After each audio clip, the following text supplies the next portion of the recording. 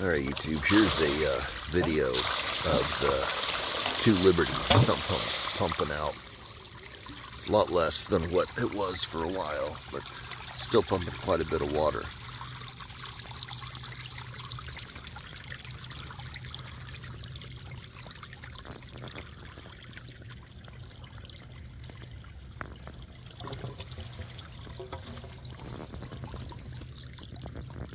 I always wanted a water feature, but not quite this. I need to put some more rocks down.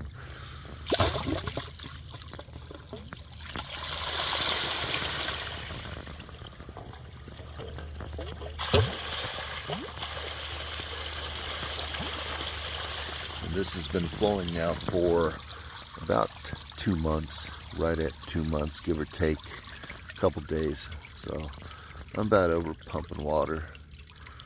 Hopefully the groundwater gets down another 6-7 inches and won't have to pump anymore for a while.